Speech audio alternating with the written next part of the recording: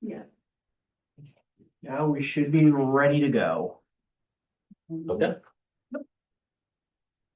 All right, welcome to the Bellingham Zoning Board of Appeals meeting for Thursday, February 5th. Motion to open the hearing? On the motion? Second. First item on the agenda is an appeal for Prospect Village. Correct. Applicant's here. Welcome. Should we need to officially Motion.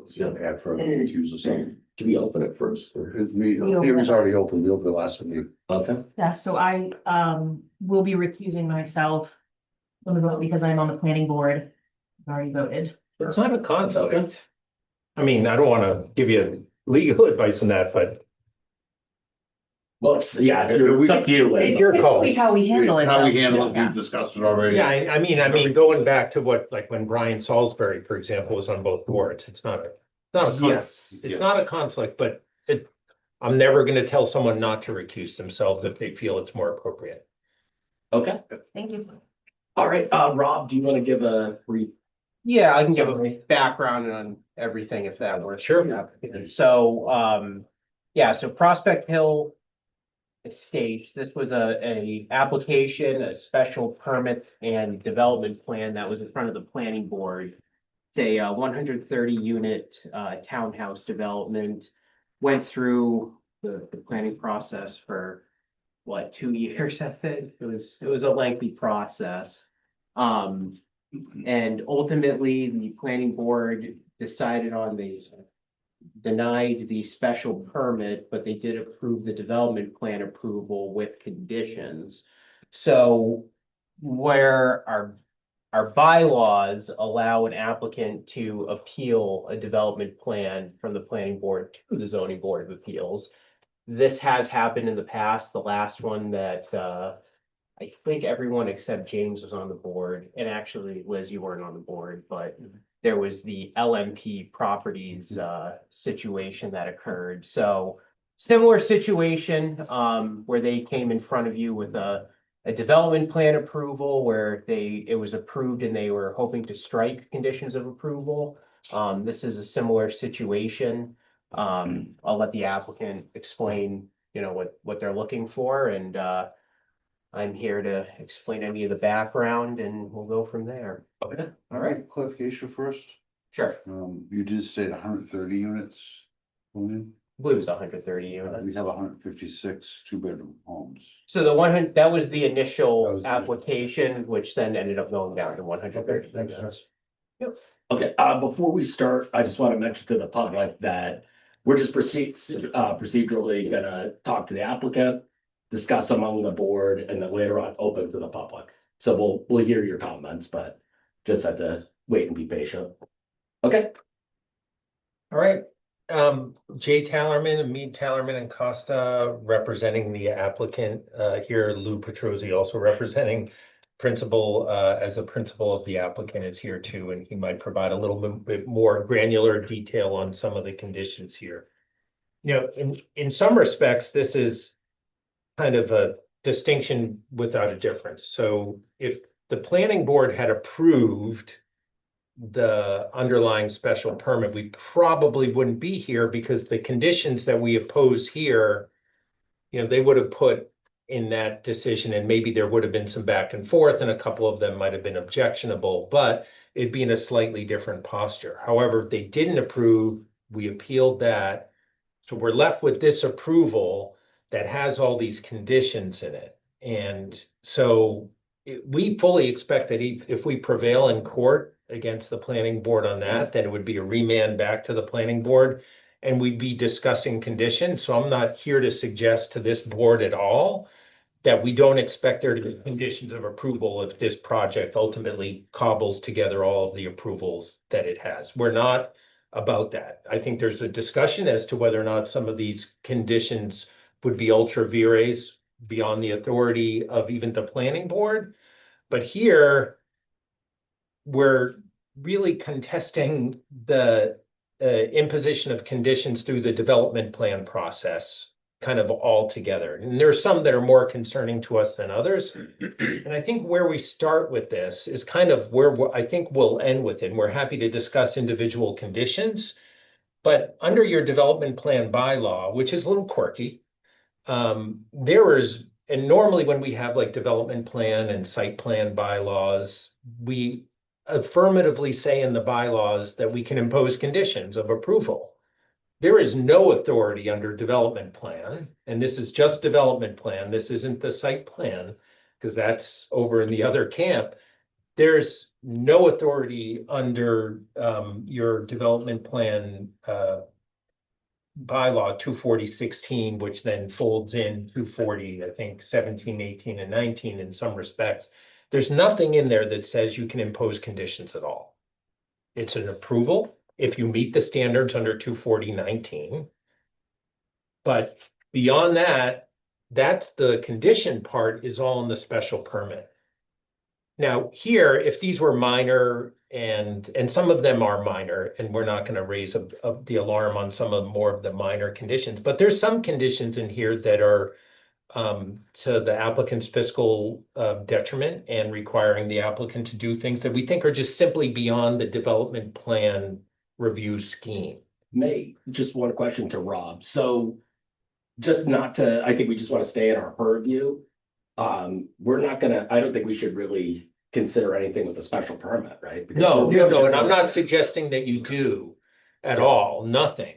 In fact, I don't even really think we have to discuss. Well, just because you mentioned earlier that some of it would not be an issue. Well, As right, I mean, granted. because we expect with a special permit that we're gonna have to go through conditions. Now, there's some of conditions, even if these were transported over to the special permit, we'd probably have to fight it out a little bit with the planning board, but we would hope we would do that at a planning board hearing. There, it wasn't going to be an approval, so it didn't really happen.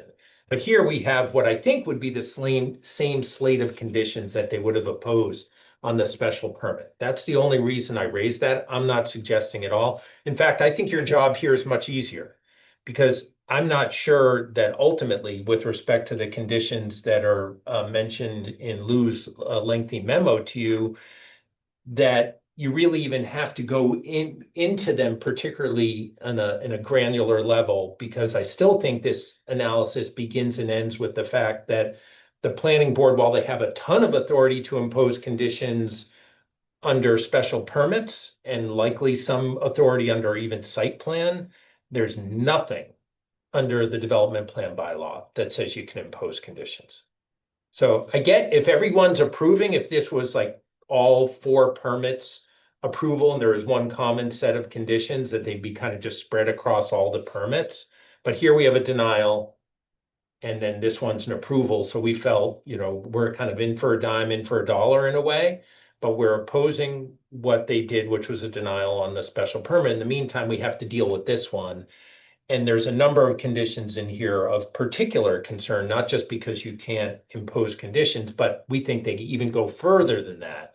Like, for example, there is a requirement that Lou make fiscal or that the developer make fiscal contributions to certain municipal infrastructure. That's a tough one. I mean, as you guys probably know that I represent a lot of cities and towns. You can't unilaterally require, you can by agreement require someone, reflect an agreement under a development agreement or otherwise. But here there is a hard and fast requirement, unilateral, that there'd be a fiscal contribution to a particular piece of municipal infrastructure that is shared by others. Under the Emerson test, that just doesn't fly. So you just can't do that. Again, we haven't reached the point because the planning board said no of whether or not we would agree to some contribution towards improving municipal infrastructure. We do that all the time with developers, but we're not there. So here, not only do we think that there's inability to impose conditions at all, we think that there's a few that are particularly concerning as to whether or not you have that authority or the planning board has that authority. So what we're asking for, because we didn't have a right for direct appeal, to the courts, we would if you don't issue a decision that we're comfortable with here, is that you consider just the scope of the planning board's authority to impose these conditions at all. I'm not sure we're happy to go condition by condition and talk about them. I'm not sure if Well, that how many exercise. conditions are, how many number of conditions do you have listed? Oh, well, the decision has a whole bunch of conditions. Some of them are minor in nature. I guess, yeah, I'd like to talk to I need to ask a question. Well, I guess yeah, I guess to then state the obvious would be my question is when you're in front of the planning board. These usually take time to discuss these decisions. They seemed agreeable at the time you were in front of the planning board. Let me do this. Some of them. It seems a little bit like you're coming after. Let me explain the situation. So when we're in the permitting process, we're obviously trying to cooperate and appease the planning board with certain conditions or concerns that they have. And we made certain, let's say, offers to participate or contribute. But those were all under the premise of an approval of the special permit. They turned around and took all those representations and all of those discussions in good faith and made them a condition of this development plan approval. And that to me is not acting in good faith. That's like taking, I would almost stop this to be, Jay, you know, I respect you and you're his counsel, but I need to hear from our town council, does the board have the right to put conditions on that? Yeah, I mean, because that makes, That's kind of the crux of it's what the you're. start and end of it all. really is, I mean. And no disrespect. No, you, no, Jay, listen, you know that, but- I fully, if I were you and if I were me right now, I would say, please talk to town council because they could scour up and down this development plan bylaw. They won't find, with the exception of requiring security, which you can do, that's baked into it. There's no other provision that either broadly or narrowly allows this board to impose conditions. So Peter, please. Because, do I that. mean, we can debate all the conditions imposed, back and forth, like you said, we go through, but I understand your request or your statement that the board does not have the right to impose those right, under this. And I don't think any of us sitting on this board know that legally. If the planning board has that right, unless you've previously asked town council. yeah, I mean, these decisions were drafted with town council's review, so, you know, they. So is our town council saying that our planning board has the right to impose those conditions on what he is appealing? Correct. Well, I'm not sure if he's affirmatively said that. Has he reviewed the appeal? She, Amy? Amy. yes, yeah, Amy Questle. Yeah. So, yes, she has a copy of the appeal and, yeah, she felt I mean, comfortable. that's fine. I think that she's wrong. I love Amy. I've practiced with Amy. I think she's a good counsel. But you can't read this bylaw, which says not once in the development plan bylaw that the planning board can impose conditions, not once, not anywhere, and then come up with some kind of omnibus theory that you can. Now, that's different than a special permit scheme where the statute itself says you could impose conditions. I ask you, Rob, so procedurally, with planning board, they went before for the two items. Correct. Which was the sequence? Which they went for the development first and then the special permit? Run it all at the same It was time. all at the same time. I mean, I mean, obviously the board, I mean, myself. You know, I don't take lightly, you know, to appeal, to overturn a ruling from another board. well, And I mean, I'd like to open up to the rest of the board, but.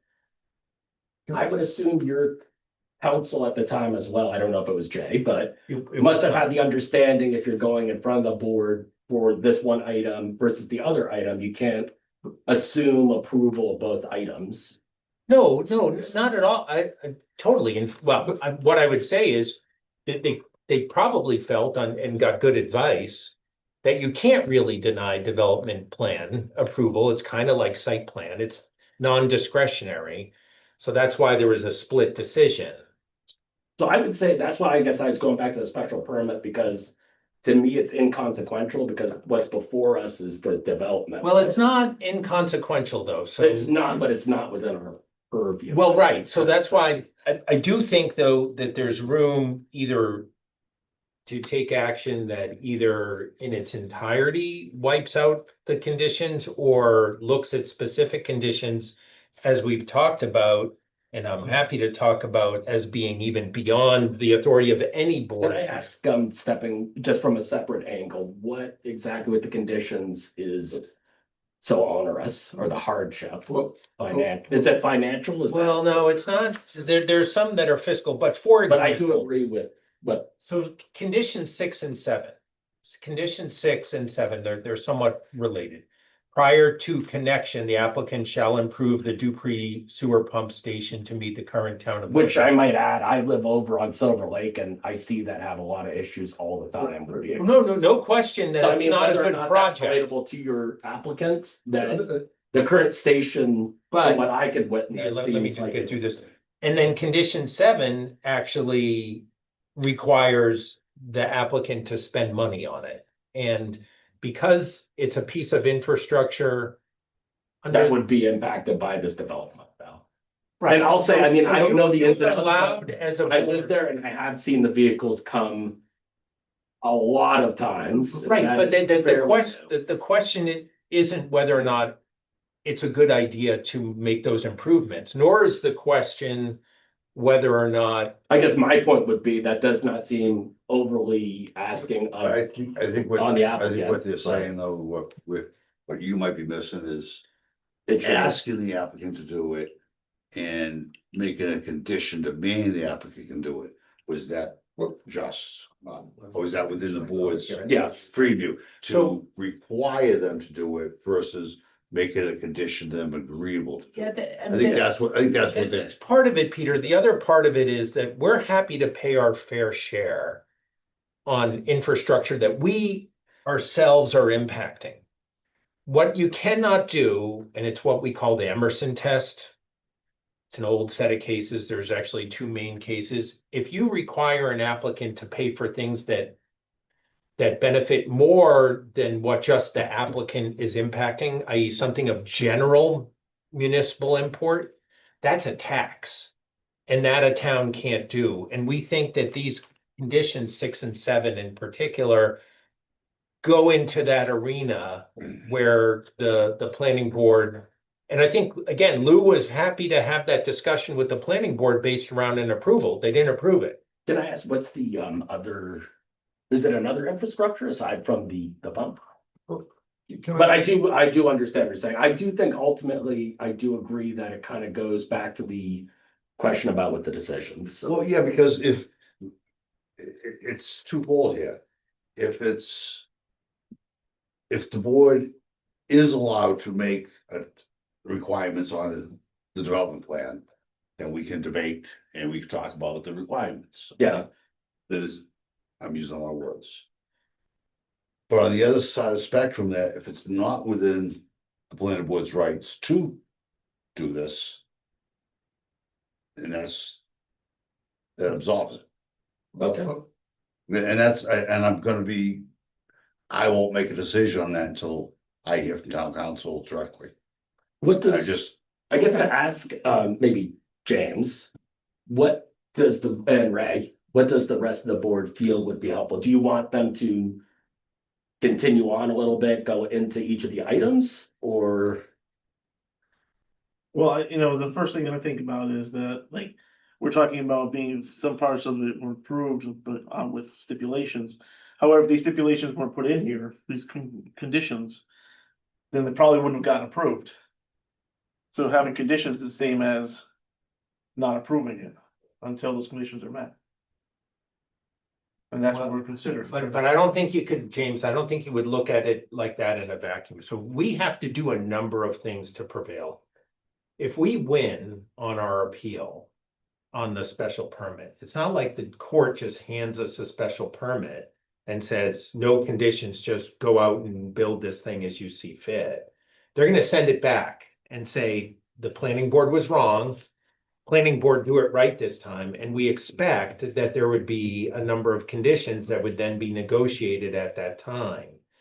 Here, there was more of a unilateral imposition of conditions on a permit that you can't impose conditions. If they had said yes, like, we're going to approve this special permit, there would have been a willing applicant here that would have been willing to negotiate some of these things that are pretty important. Some of these conditions are meaningless and, that no one's going to really worry about them, but some of them are big ticket items. And that's the kind of discussion you have when you're about to approve something.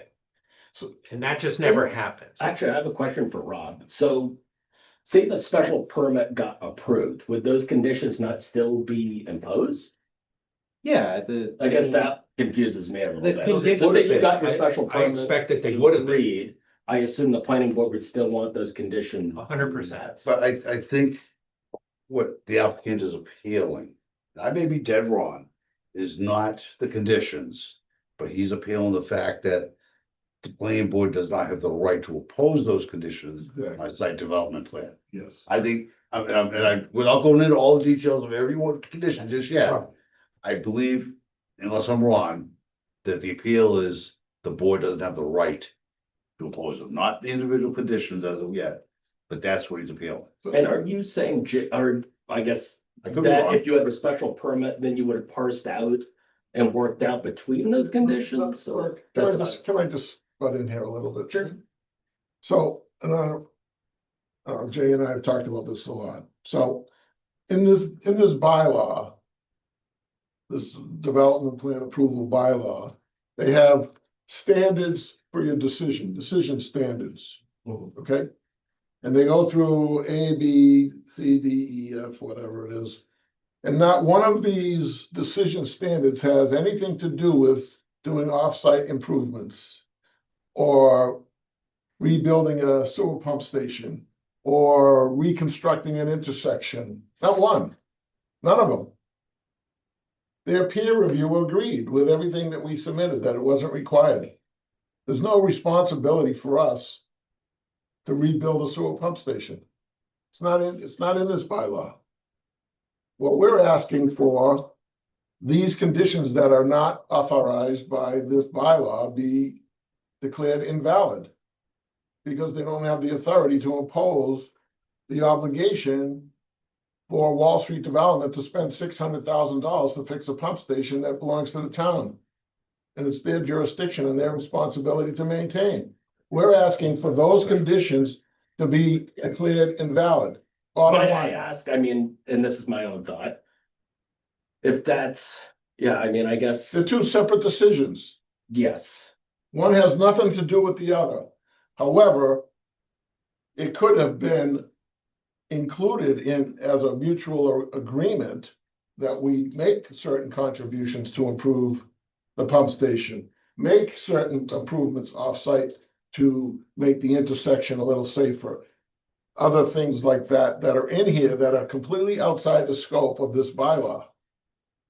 This proceeding tonight is to have this board review the bylaw and the standards for a decision and decide whether or not these conditions that we're appealing fall under these decision standards. And if they don't, we're asking the board to rescind these conditions as being in excess of the authority of the planning board. Plain and simple. If you can't find in these standards, if you can't find that the planning board has the right to impose the responsibility of the developer to pay a certain amount of money to improve a condition that the town is experiencing. If you can't find this in these decisions, then the answer is that the decision is invalid. The condition is invalid, plain and simple. You don't need a town council to tell you that. It's right here, black and white. Well, that's why we have the board. I mean, and I think. I'm happy for you to get an opinion, but what Rob is saying, that they have the ability to condition a development plan approval with conditions that are not listed in A through F of this bylaw is totally inaccurate. With the exception of condition number 2, even though that was appealed, there is a specific provision in development plan review that allows you to require security. So we concede that one. The remainder of them, They're just. And again, I understand that we would have been negotiating with the planning board all of these conditions on the special permit, but there's a proper place and a proper lane for each of these types of conditions to be imposed, and this just isn't it. We're happy, to have that discussion. If the planning board wants to remand ultimately or do a do-over or something with respect to the special permit, we're happy to discuss every single one of these conditions in that forum under that particular permit. We're not running away from the requirement. Lou's done a whole bunch of projects. I've represented him on a small fraction of them. We agree to conditions all the time, including a lot of conditions like this.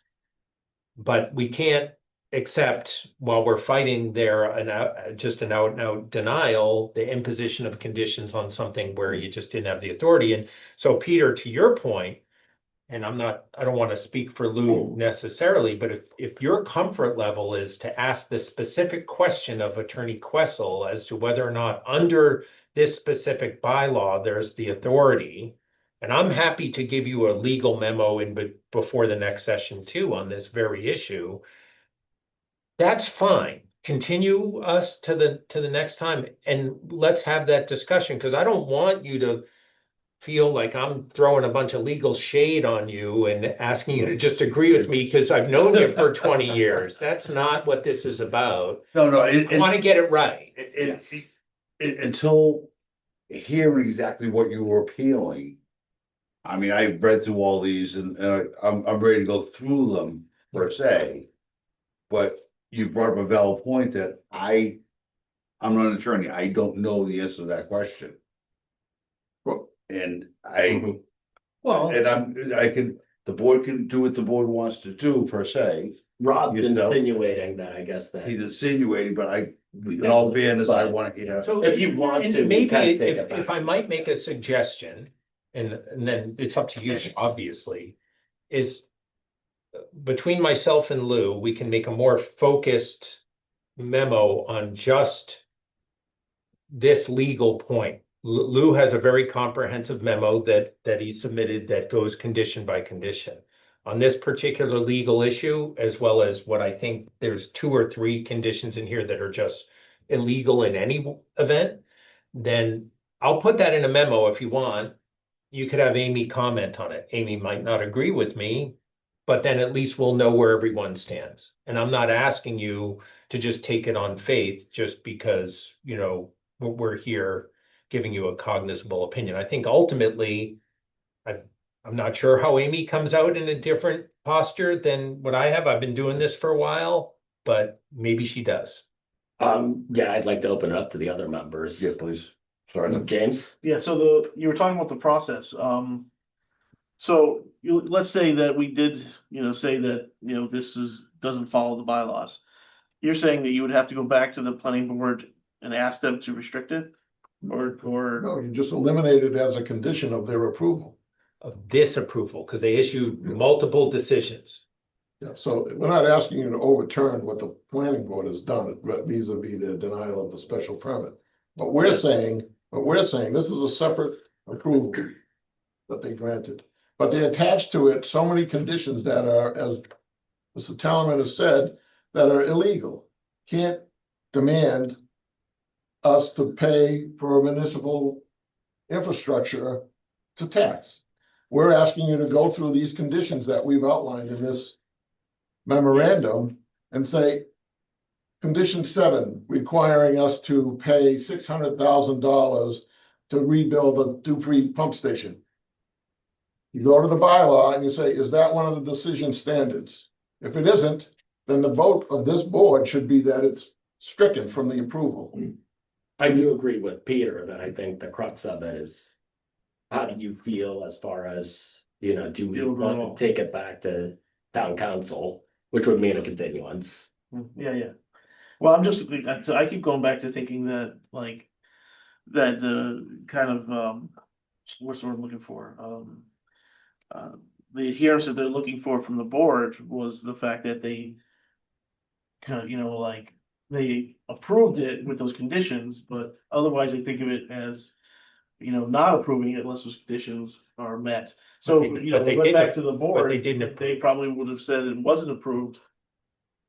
Unless those are taken care of. So, I mean, I think the planning board is a good planning board. I'm not saying anything. I think these are the conditions that they would have imposed on an approval of a special permit.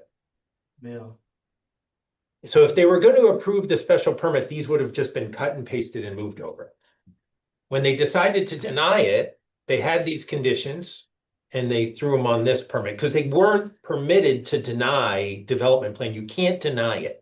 So If we actually, meet my those concern is I standards. don't understand the difference between the permit and the special permit. What was the difference between them? Or what was this? This special permit was for the use, so this is a townhouse development, it's a higher density than like a conventional definitive subdivision, so our bylaws require a special permit for that, so, Site development is separate. yeah, and then site development is more of a check the box. Site development is separate. So the special permit would have given more density.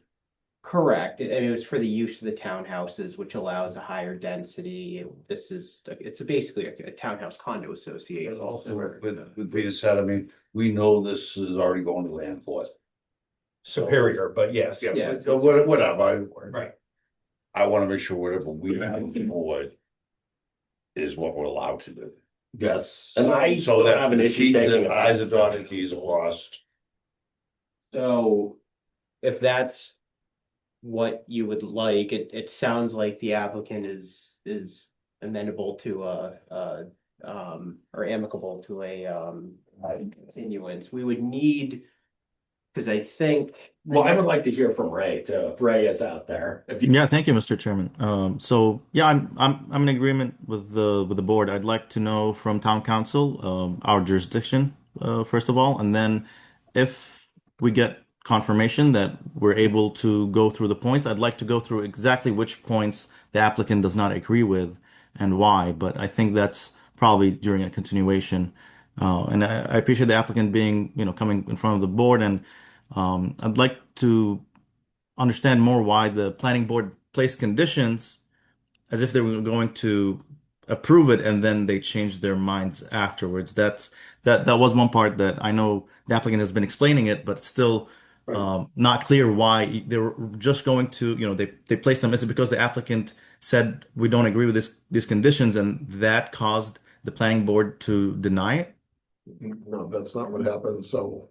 But you're right, this is what we'd call, as they accused me of bait and switch in a way. Because they gave the impression during our conversations and hearings that they seemed inclined to approve the special permit. In which case, as I mentioned earlier, we were, cooperating and offering and making inroads towards meeting or addressing the concerns of the board. But then, for some reason, the board decided that they were gonna vote no on the special permit, but they still wanted their cake and eat it too.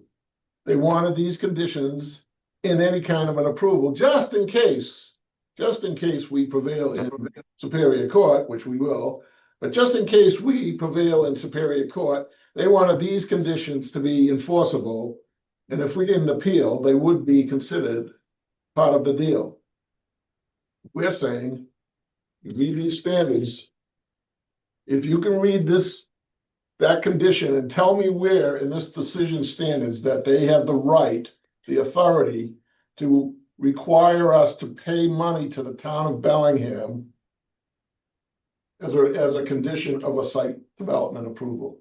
Just tell, yes, Yeah. that's Understood. Wessel. She can go through this whole thing, condition by condition. The question is, does the planning board have the right to impose that condition under this bylaw? And if the answer is no, as I said, this board should rescind that condition. I think that Mhm. I'm in agreement with Peter and Ray. I don't see any harm. No, And I think, like you're saying, we should just make sure, Make sure we're doing things right and. yeah. And then again, And I'll put together an additional memo. Lou has a pretty comprehensive memo. I'll approach it more from just kind of a zoning and planning thing and to kind of supplement there a little bit. So I'll do that before your next session too, and then Okay. whatever Amy and her team wants to do is fine. Yeah, if they want to respond, or if she wants to wait for me and to do what I'm gonna do and then respond to it, she can do I that. believe we have some deadline issues. We do, because I believe the deadline is March 3rd, which, That's your 100th yes, day? the March 5th is the next meeting. So I did create a form in case there was a request for a Oh. continuance. So handy. I know, right? So yeah, It's like I've done this before. we're happy to do that. Yeah. We'll extend through that So date there. can we do, Go to April 1st. you want to do April 1st? So what day is it? Whatever our zoning board meeting is in April, continue it at least then. So in case we wind up doing 2 hearings. Then how about I do, so April 2nd is Second meeting. the meeting in April, so why don't I just can I do April 4th? Is that all right? You do April 4th. So I'd like to say though, before we make a But we're gonna motion go to for March. March is the continuance, next date, um, right? We're I continuing. just want to acknowledge all the public that showed up. Absolutely. Because I know some of you might not be able to make it to this meeting, so I do want to make sure to open it up to the public. Doing to March 5th. March 5. Okay. Well, do we have to open up before we make a motion, right? No, it's still an open meeting. Yeah, I would. I want to open it make up sure to that the public has a chance to speak. Yeah, if you can just stand up, give your name and address.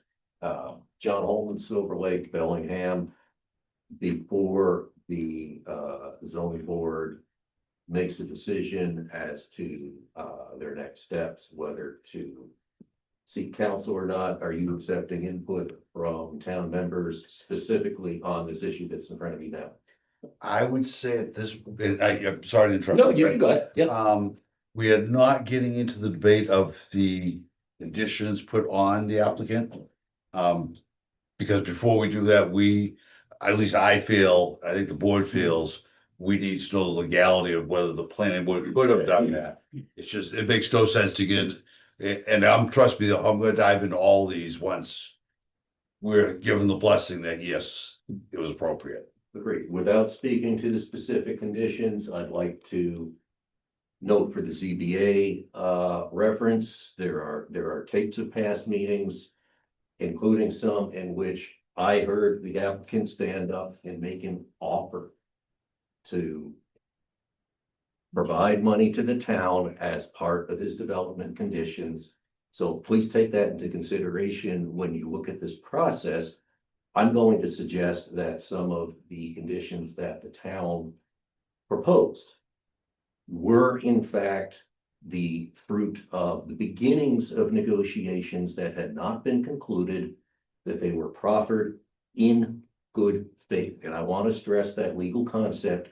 They were proffered in good faith with the expectation that the applicant was on board.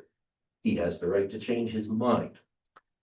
But I think in defense of the town's actions, there are states that may be why some of the protests he's making. That's number one. Number two, please consider what legal tactics may be at play here. Because if the town were to rescind their action, does that open the door for the applicant's counsel to then appeal to a higher court with the argument that the town is not competent and that all town decisions should be set aside? So please factor that into your deliberations. I'll stop there.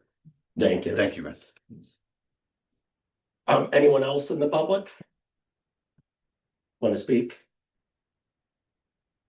Okay. I guess I'll close it to the public. For Oh, yeah. now. For now, we can't outright close to the. Yeah, so the Right. public hearing. Yeah, we'll pick it up. There'll be more substantive discussion next time, I imagine. So March 5th, is that the continuation? Yeah.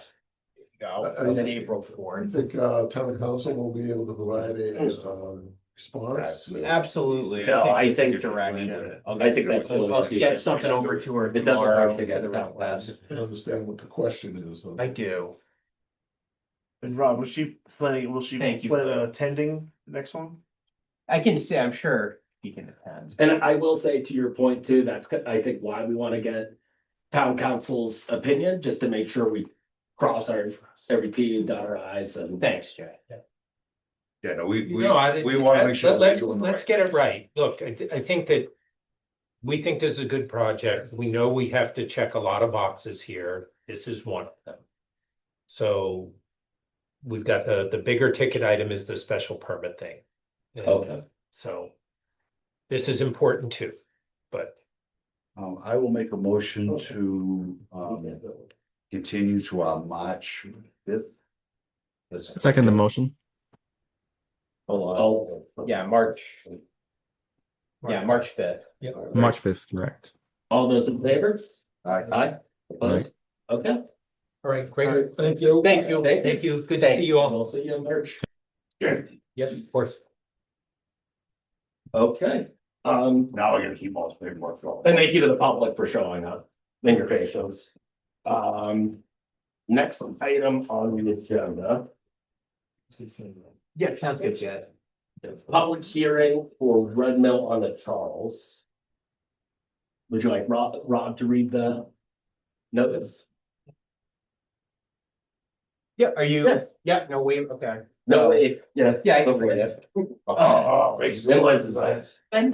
So the Bellingham Zoning Board of Appeals will hold a public hearing on February 5th, 2026 at 7 PM in the Arcan Meeting Room, 10 Mechanic Street for a use variance to allow nonconformities at the property located on Mechanic Street, Bellingham, Mass. Assessors map 51 lot 13-01.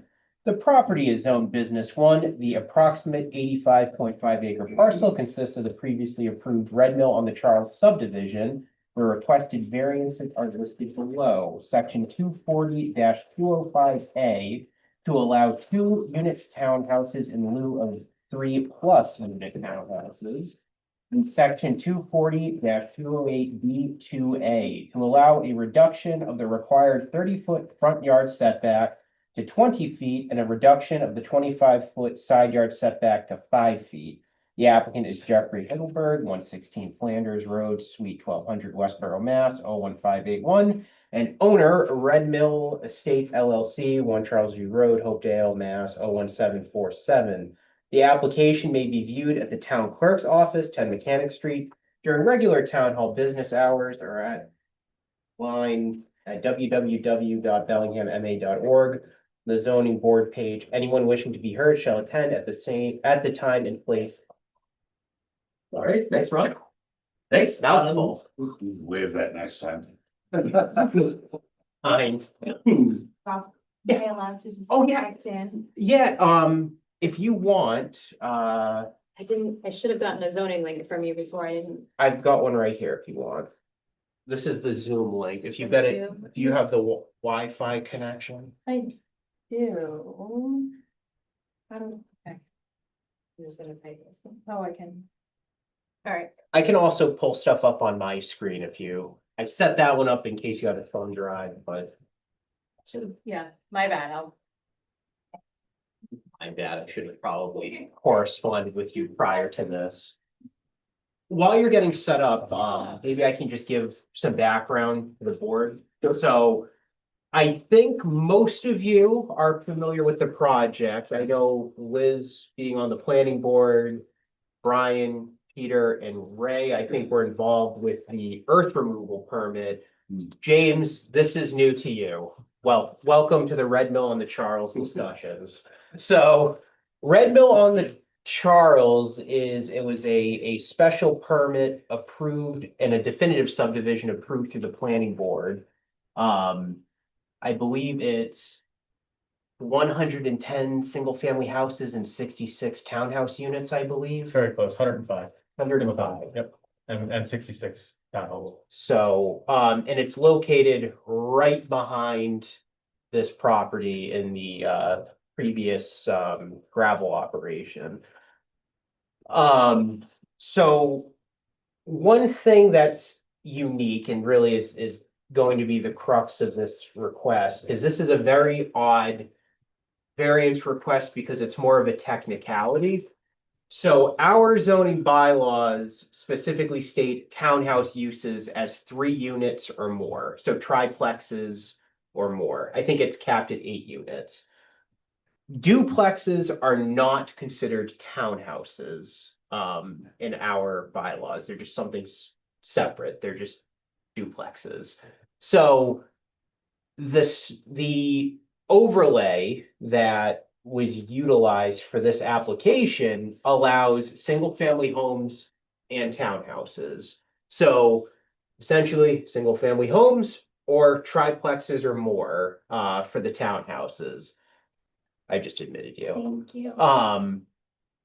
So essentially what's happening is I'll let you go over I'm sorry. the echo. No. Thought maybe she has some good music going on. Oh, got it. There you go. There you go. Yeah, Thank you. Appreciate it. no problem. Okay, technical difficulties. So, Disabled screen sharing. oh, hold on. We're on a roll tonight. We're gonna get there. We're gonna get there. Just made you co-host, so now you should be able to screen share. Thank you. So essentially the request or what the applicant is looking to do is instead of doing triplexes, they would like to do duplexes, which per our zoning regulations doesn't actually allow that in this zone, which is kind of odd. It's just the way it was written because this was an overlay really crafted specifically for this project. But you know, they're not looking to increase the unit density, which I think is key. So essentially the triplexes are changing to duplexes, and that's essentially where the request is at. Now, I'll let the applicant go over the remainder of stuff, and I am here to answer any Yeah. questions. That's great. Thank you. Thanks. Oh, your name and, Jeff Heidelberg from Toll Brothers and Liz Clark from Time Bond. so my understanding is it's due to topography. Is that kind of the main? Yeah. So the two items are related. They are You're going to the duplexes because there's a lot of grade change. Is that kind of- significant grade change. Liz can pull up the grading profile of the site. As was mentioned, it was a gravel operation, it is a gravel operation. So That's the ongoing. The one in the bylaws, like you said, Rob, it says they could do 3 or more, the triplexes. Yep. And then the variances for the dimensional setbacks would be, you have the same number of units, but as duplexes. That's correct. Okay. The same number of units. It's basically the idea is the stepping is a lot simpler and a lot easier. If you have triplexes, the stepping within the units is a little bit more difficult to pull off than it would be in a grade. So outside of the home, having it step on the earth or a retaining wall or something like that is far simpler than stepping the triplex itself within the same unit. So Yeah. what we're looking to do is have a duplex, grade change, another duplex, grade change, duplex. So that's why we're looking at reducing the triplex down to the duplex. And it seems like that area, there is a lot of grade change. I mean, I don't know specifically in there, but it, Our split up, but we are, I think through the site, if you go to the connections at Mill and Mechanic Street, you're almost going like 70 to 100 feet, depending on how you are in elevation change. So there is quite a bit, and then there is also some on the backside. So we do have steeper slopes. that's a lot of, I mean, you can Yeah. see there's. a Yeah, lot. right. And, you know, again, it's a function of having kind of. Yeah, that's what I was, I'm looking right, that's what Tim. Having a roadway in New England, right? You know, we're not gonna have this nice flat Midwestern area. So like Jeff said, having these as duplexes, they have a straight slab. We're not having to step foundations or anything, and we'll be able to make up grade changes between the units. So the duplexes are, I'm gonna just pop that. I mean, I imagine with originally it was triplexes then. is that right? Originally, it So I was imagine, yeah, just with the elevation change it'd be Yeah, problematic for the entries and, absolutely. like you said, the foundation, stepping. Yeah, they didn't carry the level of detail that we are now. You know, it really just focused on the roadway and the infrastructure, and they're like, we'll come back and have our homes put in later. So, you know, when you start actually putting in the nuts and bolts to the project, sometimes things need to be tweaked and adjusted. But as Rob mentioned, the density isn't changing, the units aren't changing, and really you know, it's just kind of in a way semantics, the wording in the bylaw where this, 2 units isn't multifamily. So, you know, we're either limited to singles or 3+ with the current way the zoning district. So, same number of units, Mhm. you've gotta be increasing the number of buildings though, correct? Cause if you're doing threes before, now you're doing twos. Your math is Gotta correct. be, Yes. how many more buildings? Not units, but buildings are we putting up? So we were going from, 33, wait, 22, and now we're at 33, so 11. Which that math works, Yeah, I saw multiple nods go as I was doing that. I wrote it down, it took me a minute. Carry the one. Yeah, so there is, and you know, we are gonna be going in front of the planning board. Stormwater's been adjusted and the roads as well as the grading to accommodate this as well. But, you know, this is our first step here. And then in addition to the 2-unit townhouses that we're looking to request relief for, also the setbacks, we're looking for relief from. So there's a couple of units, because we have additional buildings that are separated, we're maintaining the separation between the units. But it does push those end units right up against the open space lots that we had in the subdivision previously approved. So what ends up happening is where it used to adhere to the same setback right up against that open space lot that had the detention basin on it, we're now about 5 feet off of that lot. And that's just, as mentioned, we've got more buildings that spread out a little bit. So now we've got a little bit more space that it's taking up. Are there any buildings, I guess, where's the closest abutter? Are there any buildings that get closer? I mean, that area is largely, We've got ledge and wetlands. I'm just curious about, Yeah. does it make it closer to any? I don't think so. Don't think you have any residential abutters. Okay, This is our, yeah, I didn't think so. I was just curious. Okay. yep, so. You know, I think maybe in here, this is industrial over here, it's a new industrial complex, so no residential abutters there. We have the rail tracks and then the Charles River land north. And then Well, yeah, we are here, right? Yeah. Or, yeah, yeah, your butters would actually be on Mechanic Street. Correct. Mechanic Street And down. the I know they're neighborhood off of Yeah. Mechanic Street. Yeah, So those are your, where the dentist is there. Yeah, Bellingham Dental, that inroad there, wherever that road is, like where it is. yeah, so those are the residential butters, and I know, so the way that this works or worked, because it was a definitive subdivision plan, so the condos, or I should say the townhouses are on like an open space parcel, like a condominium association would be. So those are within the limits of what was already approved through the definitive subdivision plan. There is that one that you zoomed in on that had, it's a much smaller tract. It's basically smack dab between, I think, 2 drainage easements and open space. So those are the ones that are closest to the side. That's the yards 5 that- foot, right? That's the far Yeah. end. That's abutting open Drainage. space, not. It's not another unit, it's not an abutter, it will be, once we construct this, it'll be conveyed to the town, and it'll be a town-owned drainage easement. Sorry, drainage property. Yeah, so gotcha, it's open space. Yeah. Is it gonna be like a retention pond that's like a fenced in little So there are, kind of thing? in locations, yes, that's exactly what it is. Yes. Okay. And then it sounds like you were maintaining the space between each of the units. That's correct. And then, like you said, to add the units, then it pinched it on the ends. Okay. And And then on the front. Front, yeah, yeah. another, yeah.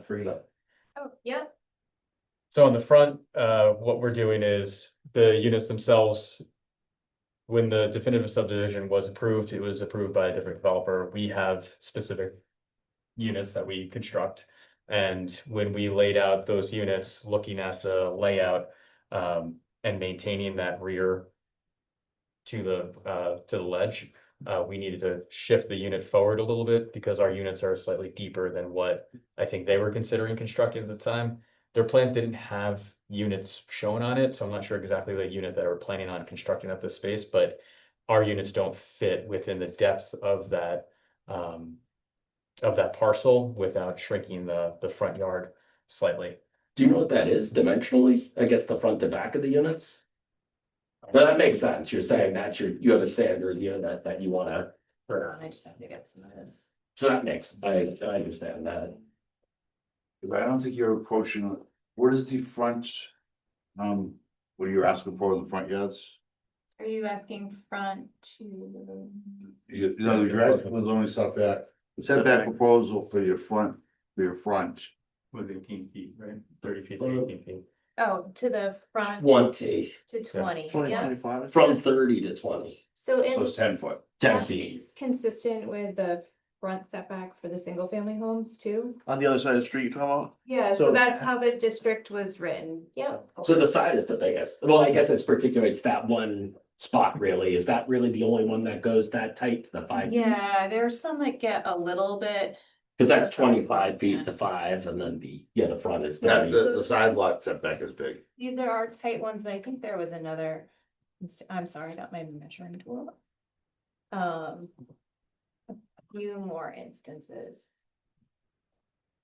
It looks like just due south, there's another one that's abuts that drainage easement.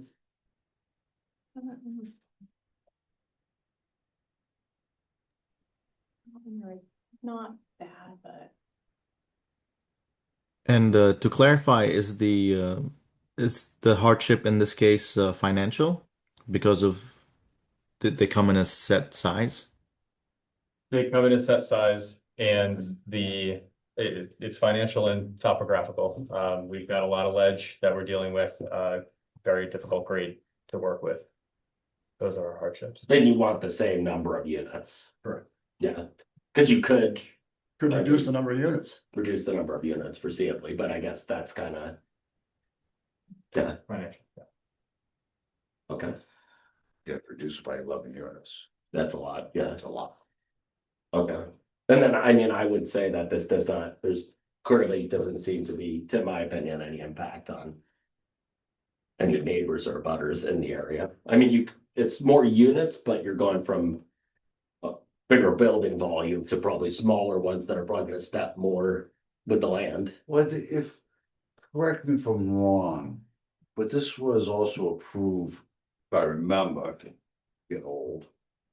As a cluster type development, where the yards were a lot closer together. Yeah, the development itself is a much higher density than what you would see for our typical standard definitive subdivision. And that was done to allow for a significant amount of open space. You know, you'll see the developments clustered and all the perimeter is what has the open space to really try and keep as much of the development away from really like town hall, the commercial developments on Mill Street, those residential neighbors on Mechanic Street.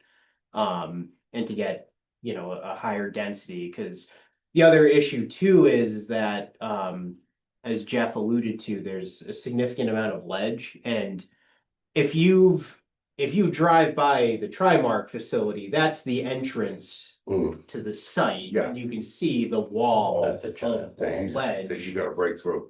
And if I know that there's grade variation from the townhouse units to the residential abutters in that neighborhood off Mechanic Street, so I think these are actually going to be recessed in comparison to those the existing neighborhood, correct?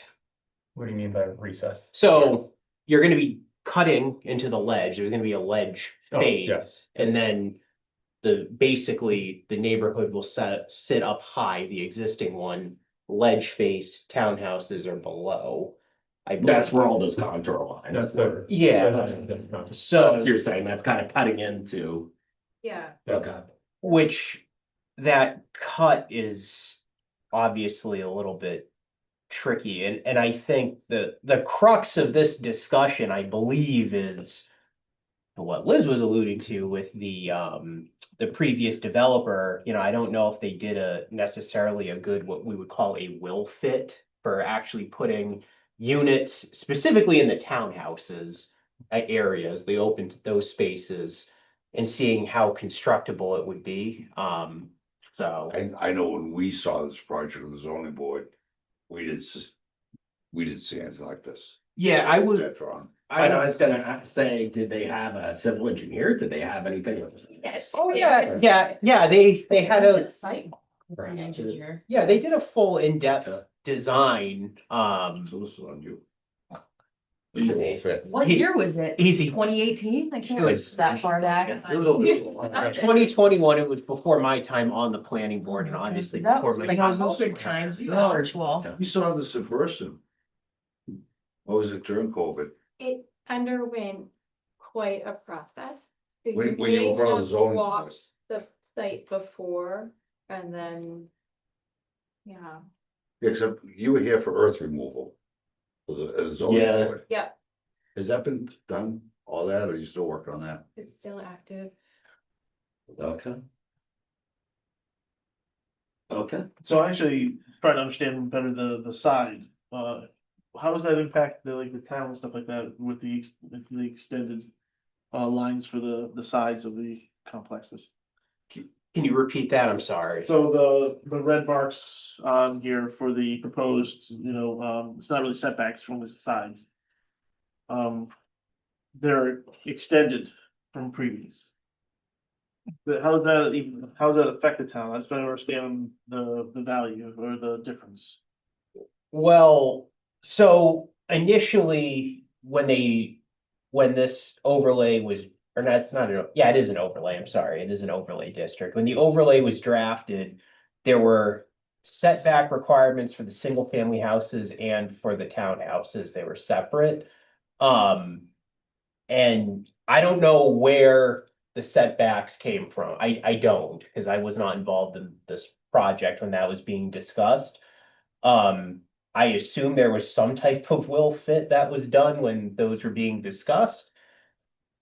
Looking into this now with, this project, it sounds like that isn't going to work. So I mean, when you say how will it affect the town? It's, This was. Oh, it was This this was the year. original, now they're coming up to the red. oh, I think Oh, so. okay. So what's the solid line here, this one? That's actually It's the property maintaining line. the parcel line that already existed. So that's the property line. So just That's the proposed. but if someone That's put a subdivision. the fence around that originally, they could have went to the property line. Well, No.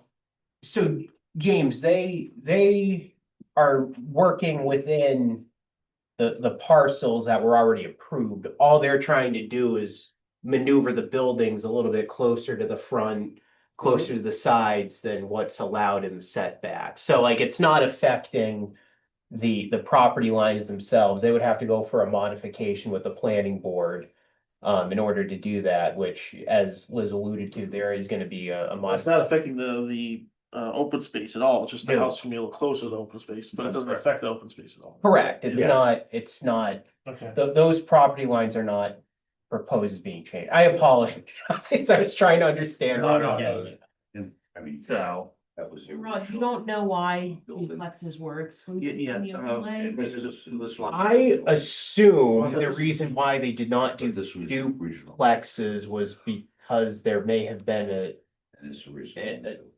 I assume it's because the previous We're developer happy wanted to use specifically to do the triplexes, because they probably used that on a previous I know. development. There's a new Oh. developer now who's taking over the project, so Okay. Yeah. I think that might have been why, but yeah. it's very unique because up until, Cause I definitely wasn't here for the overlay. Wait, You know, I open it to the public. If there's anyone in the public that wants to speak on this, just give your name and address. Michael Tobin, 13 Rolling Hills Drive, 30-year resident in town here. And I am one of the abutters. I guess the question that I would have is a couple-fold. Number one, we're talking about going from 25 feet to 5 feet between the units, which is, just, in my opinion, a substantial change in both the appearance. Well, that's what. Actually, it's not, I correct that. The distance between the buildings is staying the same. The relief they're looking for is for a couple of the units that are abutting open space, they're cutting that down to 5 feet. So the Just side On the setback. side lots. So in other words, for 98% of the units, there'll be the full 25 feet between, oh, okay, that's not how this read, okay. Yeah. I read the same way this morning. I read the same way. So, Do you, any other comments or concerns or? No, I mean, that's my primary, that was my primary concern, I just don't want it to, I want it to look decent, I want it to look nice. I don't wanna have what is tantamount to a project. Yeah, And too often in Bellingham, my own personal opinions, we rubber stamp things and just let people do whatever they wanna do, and we've got a mess on our hands. And yes.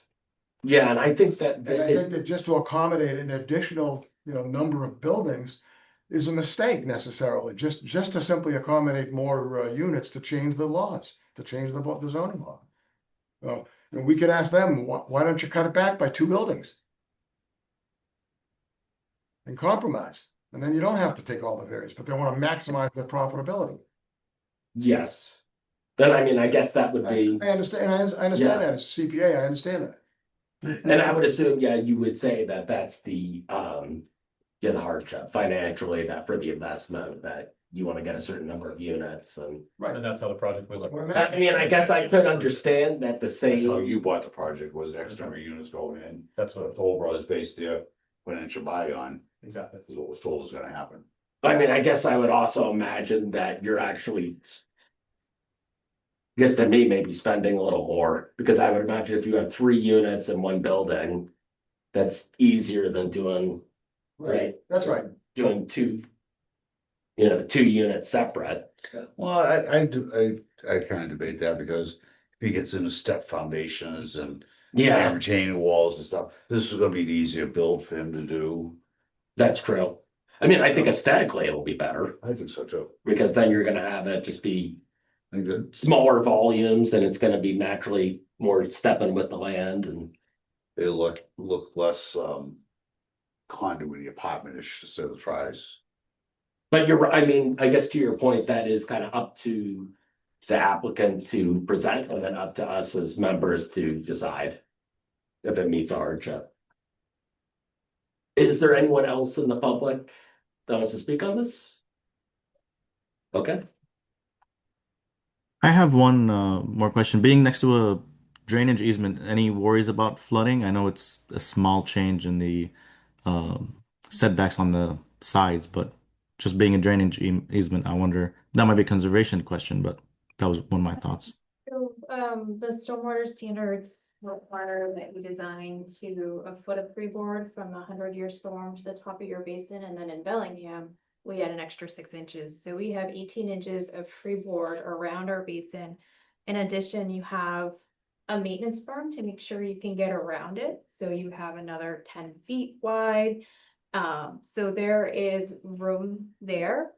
We also incorporate emergency spillways to direct runoff to where it should be going in the event of flooding. So those are never pointed towards the homes. So there is provisions. And I'll say that the 100-year storm, we're designing to the current NOAA Fort Atlas Mhm.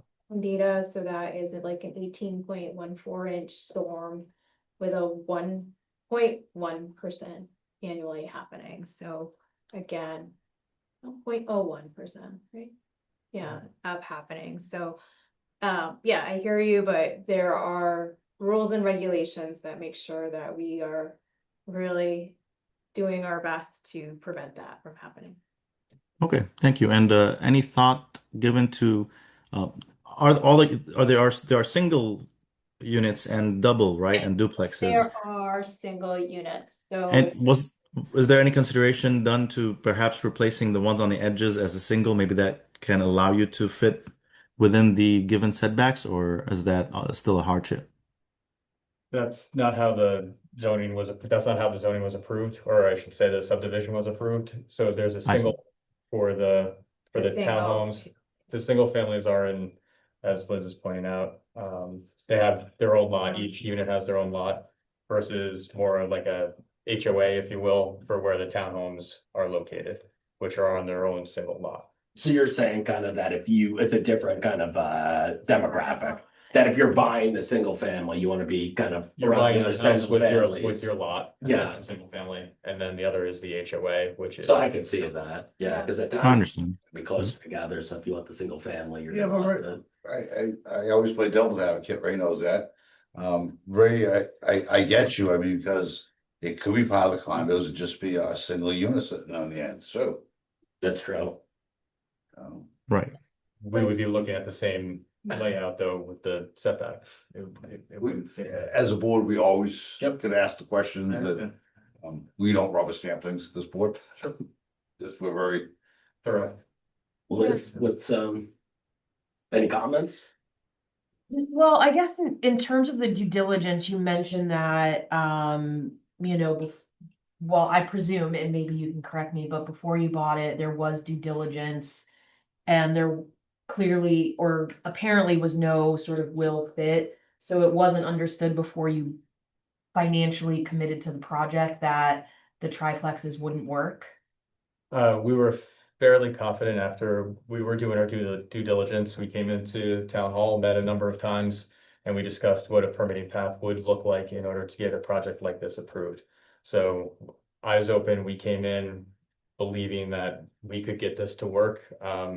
We have a hardship here on the setbacks and on the duplex side. Yes, it's financial, but we believe that there would be a path forward if we could seek a variance here with your board. Yeah, I think pausing on this graphic does show, the tremendous amount of open space that this project is proposing here as well. What is that box right there that you're in? That's do you mean this? Yeah, why is that boxed off? What's in there? That's the view of the plan. This is your locus map kind of showing you where you are on this plan. So it's saying you are here. It zooms in on one portion. Yeah. Yeah, So I just thought it was helpful to show the overall context as well. so you're not putting a fence up around those buildings. So, I'm sorry, I just wanna ask, a Yeah. question based on my lack of understanding. So you're saying this is just a superimposed picture on top of the picture? No, it's What exactly are these? Are That- these structures? That's all, it's all part of the same plan. But what is it? What? oh, you want to direct it to the board, just procedurally, but. Yeah, I mean, basically what it is because it's such a big development, each of those sheets is doing a zoom in. On each of the sections. So what is this right here? That is Those this. townhomes? That's, yeah, you see the big drawing of that she's circling? Yeah. That's so, that little zoom in of I'm that a- So square. how does that avoid the wetlands? Because there's wetlands right there. That's my property. Actually, I do need to interrupt you on that. No. It's not within our purview tonight to discuss the wetlands. We are strictly on, Yeah. and that's why we stick to. I'm just point. trying to understand. No, I get you, and I appreciate the question, but I can answer that if Okay. you'd like. So with this project, it's a big project, 85 and a half acres. So when this was going through permitting through that definitive subdivision plan and, special permit, it required a permit with the Conservation Commission. And during that, they had to actually delineate all the wetlands. So I think on that plan, it actually shows it's that dotted line that's actually the limit of wetlands. I'm gonna get up just to show you, so. Sorry, I can kind of point to. So in the zoom in, This is my Yeah. property. yep, so And then the in the road zoom in, circles this is your around lot the here, Walmart this is your warehouses. property line. Well, This yeah, is the I'm wetlands. just gonna come right through this parking lot. Yeah, Oh, really? So Yeah. so that'll end up. disregard this. Because Austin. that's the zoom in. Literally going like this. Correct, so this is your property line here, And the next one. and then, yeah, you're right, there's all driveway. wetlands, must be in your backyard, right? So now, my concern is that those wetlands are now. And the tri-mark does My have a backyard. giant cut through rock, So- the rock. We can talk about that, I don't wanna, we're getting into the variance thing, but let's. Plus rock matter here of as fact, well, there's a lot of ledge. hang on, we'll talk after, okay? All right, Alright, so, Yeah, Mr. Chair, sorry. I would like to make a motion to close the public hearing. We've already heard from the public that's out there. Mhm. Is that appropriate? Is there anyone? Yeah, I think so. There's no one else online, right? Yeah, I think unless you have any more questions for the applicant or the applicant has any other information to give to the ZBA. I have one question. Oh, go Would the ahead. applicant not go for building or constructing all these if the units were reduced? The number of units were Interested reduced? in count or size? Or, because I'll just say Oh, we use a prototypical plans. We've got a number of plans we pick from throughout the country. We use those prototypical plans. We've picked the ones that fit, we think this setting the best.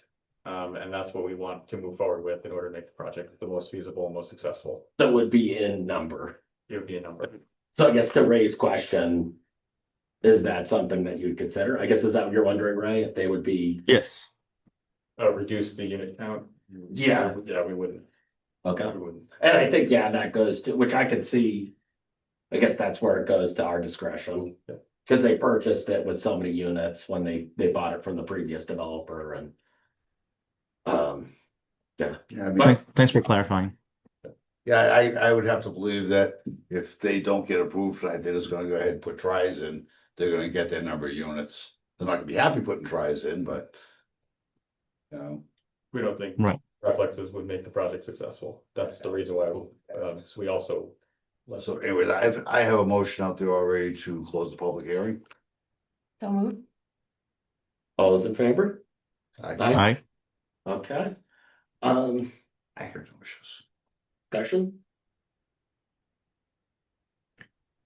To me, I know usually these are difficult to pass within our board. You know, you need a real hardship. You need to prove, you know, that you have the topographical hardship and as well as financial in this case.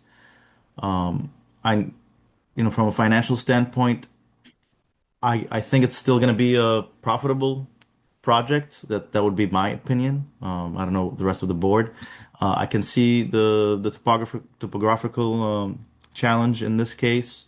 I know there's a workaround it, and that goes back to the financial hardship.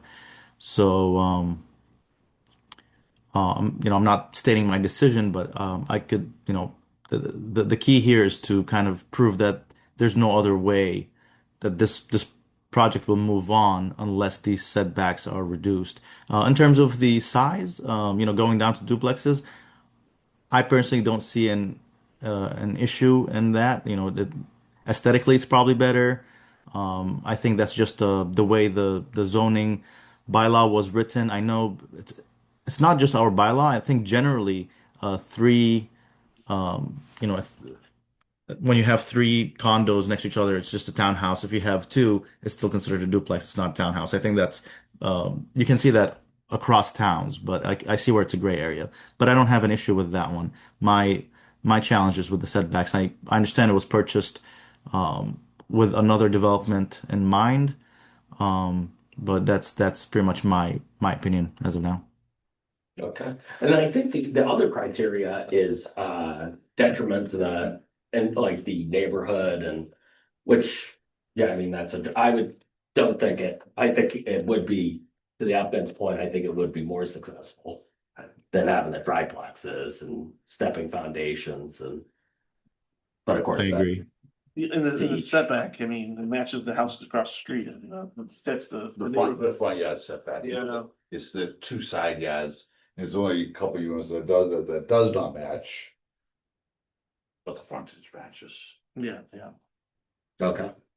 I mean, I would think that And the rear matches, I mean. yeah, the townhouse, I mean, I think that's kind of just a semantics versus. Flipping of words, yeah. Yeah, so I guess it would really come down to just how each member feels about the hardship and. So I also am struggling a little bit with well, we have these prefab things and we have to choose from this. And that's why, or one of the reasons we want to do the duplexes. I don't think that's I think more, and I could be I wrong. think it's the topography. I think it's the topography I get that, that but have to do different heights in the foundations and build You know, this one Yeah, here. but it's also a little bit of, we're toll brothers and we choose from a menu kind of thing. That was a little bit of my interpretation. I'm sure they do. of They have what was this. going on behind the decision as well. Their set cookie Yeah, cutters. right. And, yeah. So I'm not sure, to me, that's a hardship, in terms of moving to the duplex. I understand the topography is probably more of the issue. I guess just wondering the size. I mean, I'd imagine whether it's Toll House or not, that these are probably, I mean, I don't know, but they're probably pretty industry standard for townhouse sizes, I would imagine, right? That the market probably dictates kind of what people are gonna look for a townhouse dimensions. I think every builder has its own set that he's comfortable going with, and they go with. You know, how many of these apartment complexes look alike throughout the 15 towns you travel through? They all look alike. That's why I would think they're probably pretty similar. Yeah, you know. I mean, I guess again, it goes to, I would think to the nature of, is this causing any more detriment to the town and the area? I personally don't think it I is. don't think it is, yeah. And I think you raise a good point about I think they're gonna wanna get in, max their units either way. Yeah, And you're not gonna, I would think the town, I think to me, I wouldn't want the triplexes. the only criteria that's Liz has said, and like Ray has said, that could be fuzzy for our variance is the financial, as it was bought. Knowing that only these number of units could go in, or this. They don't have any major issue with. And countering my point actually earlier, there's a lot of open space around there, so it's not like they're abutting other um, residences who they'd encroach on. And in my opinion, that's the reason for the setbacks. It's for safety, right? It's for safety. It's for uh, being able to get fire trucks in there, and also not encroaching on on neighbors or abutters. So in that sense, the reason for the setback being larger is, having smaller, there's open space next to them mainly, so Yeah, it's not a big issue. Yeah. I get you, right, I agree with you. 100%. Does, any more discussion or is motion? Or would someone like to make a motion? I will make a motion that we grant the variance. Bob has a, Before I did draft a decision, which the one that I have is in the affirmative, but it can be But we changed. still have to have a motion to accept or deny it. Yeah, Before we talk about the decision, no. I mean, if you want to do, typically, I usually have the decision ready to go and then you vote on the decision. Whether you approve, because there might be conditions or something that you want to add in. Disapprove. Huh? What if I don't approve it? Well, Yeah, Or you can I know it's in my head to vote, I'm gonna stop talking. please. Let's We'll make a motion that we grant the variance for the setback and the change from triplex to duplex. Is a change in the name. Mhm. That was the motion I'll put out there. Do you want to take into consideration any of Rob's possible conditions based on previous acceptance? Now I will, Okay, because Ray brought it up. thank you. All right, so shall we review it first then before Yes. we make a, Then I'll add to it. Okay. I see how it is. so. Just waiting for Ray, that's all I was waiting for. I'll second that Thank motion. you, Ray. Before I get hounded by Mr. Gabriel over there. All right. So standard decision for your Board of Appeals, everything should be correct. Listing that the use variance is to allow 2-unit townhouses in lieu of the permitted and approved 3-unit townhouses as outlined in that zoning bylaw section. And then I also have dimensional variance to reduce minimum 30-foot front yard setback to 20 feet and to reduce minimum 25-foot side yard setback to 5 feet as outlined in section, it's the bylaw section. Can we limit it to the locations shown on the current plan dated, whatever's dated right now, so that it doesn't, doesn't open it up? setbacks, right, Sounds instances. my point. So, way ahead of you. Thank you. Give me 1 second. See what you were missing, right? Um. The variance requests. All right. So condition. Hold on a second, where am I? All right, so. Section or number 1 and 2 are regarding the variance request again, noting those sections. And these are the findings. Number 3, applicant proposes 105 single-family lots and 66 townhome units as outlined in the special permit decision. Wanted to reference that because there is no change in the unit count. And that I just want to make that perfectly clear in this. Number 4, the applicant has noted the structures most affected by the 5-foot side yard setback are located directly adjacent to open spaces and not being located within direct proximity to other proposed or existing structures. This is noted in the submitted site plans entitled, and then these are the ones that we were just looking at. So that's 4. Can we word it as not most affected, but just that it only applies to those instances? So what I was going to put was, I don't know why 2 got cut off. 1, so proposed activity shall be conducted substantially in accordance with the application submitted, and then referencing the zoning dimensional setback plans that have just those 2 units that have that 5-foot setback. Do you want, so you're saying you would prefer to see this spelled out specifically that? I think so, just like Ray's saying, that it's specifically for only the 5-foot where shown. Yep. On the Which- plans. So what I, There's instances where We're not meeting the 25. There's other instances as well. So we were highlighting the worst case, and that's why we asked for the 5 feet. Yeah, I guess it's So there's some where we're 21 and we're not 25. maybe just where indicated on the 16. plans. On the sides you're talking about? Yeah. So is it, they're all adjacent to open space. they're all just, Yeah, so we could, Space, so we're. Well, I would say if you're good with where the footprints are located, maybe just where indicated on the plans. and that's what I included. maybe on that's here. just semantics. That's Yeah. what Yeah. this decision is basically stating, is that it's in compliance with the. plans in hand that were submitted. Yeah, because what we don't want, to the public's point, and to, I think what you're alluding to is, we don't want to start seeing these buildings, like there's these really tight spots, there's some that are really far apart. If they're adjacent to the ends of those open space units, and I mean, that is pretty much the intent of the open space, is for the buffering itself. So,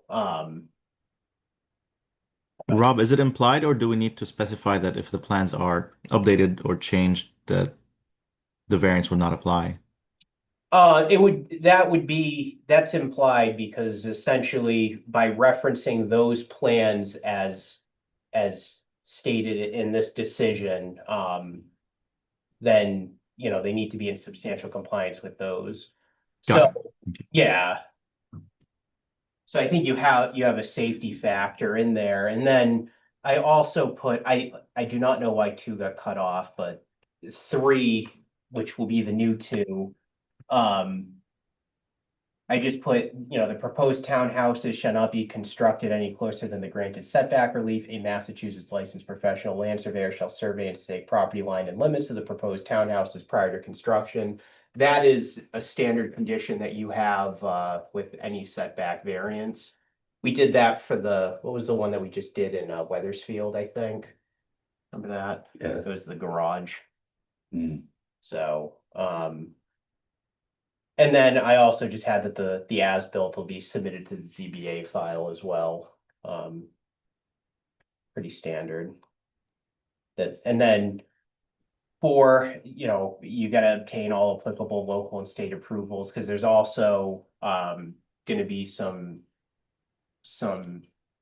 modification request with the planning board as well, so, which may also require talking to conservation again to put a bow on these changes. But that'll have to be done prior to any building permit is issued.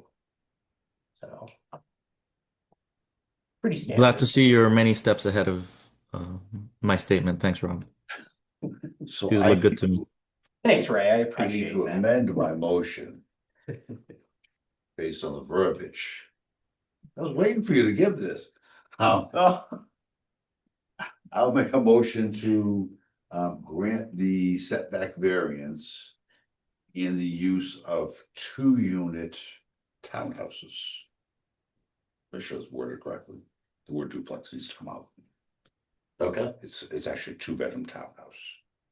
You can just say 2 unit. 2-unit. 2-unit. 2-unit. 2-unit. Not 2-bedroom, 2-unit. Yeah. What are you trying to do to me? Get late, Rob. second, Second. okay, all those in favor? Aye. All those opposed? Okay, great. Thank you very much. Thanks. All right. You are aware of your 20-day appeal and all that Yeah. stuff? Right. Thank you. Thank you. I'll have this, I have copies for signatures, which I'll get that done tonight. We'll get a copy over to you tomorrow. There'll be an appeal period, but, we'll let you know when that's over with. All right. All right, appreciate it. glad to see you. Thanks very much. Yeah, Thank no you. problem. Well, Bonnie's. Minutes, that is it, just minutes. Just minutes, that's it. Gotcha, yeah. I'm good with the I minutes. just standing from the So minutes. it's- Did anyone have any It's really complex, all right? comments on the minutes? Oh, that's it? Oh, you're taking it. Just wrap it up. I had no comments on it. I read it, it's good, yes. Okay, Ray, Good with me? okay, excellent. motion to accept. I will make a motion to accept the minutes as written. Second? All those in favor? Aye. Aye. I'll make a motion to close this lovely hearing. Second. All those in favor? Aye. Aye. Cool. Thanks, Excellent. Ray. Thanks, Ray. Thank you. Yeah. Pardon my remoteness. Solo parenting. Yeah, appreciate it. Thanks, Ray. Thanks, See you, sir. everyone. See ya. Thanks for coming out. Now we gotta keep these for